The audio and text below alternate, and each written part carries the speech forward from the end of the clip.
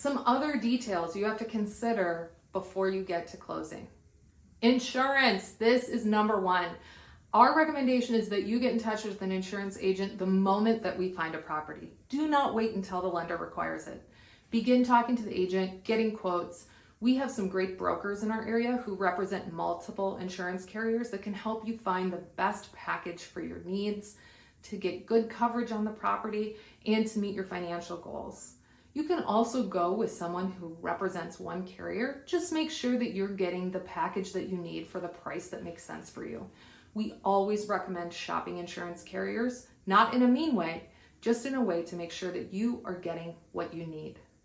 Another thing to consider when you are getting insurance is the fact that you need to make sure in a catastrophic event that your property is actually covered.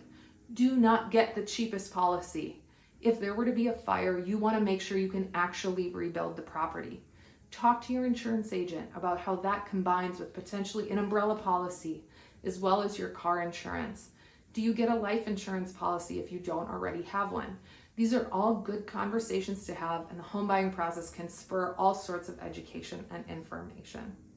Some other things that you're going to need to look into when you buy a property is utility transfer. This typically happens before closing. You're going to call up all the applicable utility companies to make sure that you switch it all over to your name by the time closing hits. Things to think about: natural gas, if you have that in your area, electricity, water, sewer, trash. Sometimes the city covers all of those. Oftentimes you will have to source trash from different carriers in the area. The city website can be super helpful in getting you the information you need in order to switch all of that over. You're going to also want to register a change of address with the postal carrier. Here are some big ones that we face as agents all the time. Your Amazon.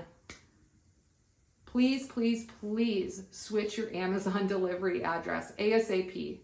Do you have a Shop Pay account that is associated with your current address? Switch it over to your new one. If you can think of anything that is associated with your address, try to switch it over so you're not running ragged over town trying to collect packages at your old address, making sure they don't get stolen or that the new owner is home to give it to you. It creates a lot of communication and stress at the end of the day.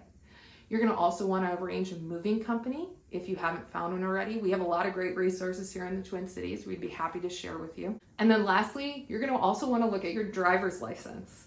This is a big one, but isn't usually very urgent. I actually lived in my current home for about 3 years before I switched my driver's license. That was partially due to the pandemic and how hard it was to get an appointment when we moved here. And by the time that ended, it was so close to when I needed to renew anyway, I just waited. That being said, most people, you're going to want to switch your driver's license over, and then hopefully voter registration. These are some big things to consider prior to moving into the property or as you begin to move in. We have a great handy list as a part of our home buying and selling process. If you work with our group, we'd love to serve you if you're looking in the Twin Cities metro area in Minnesota.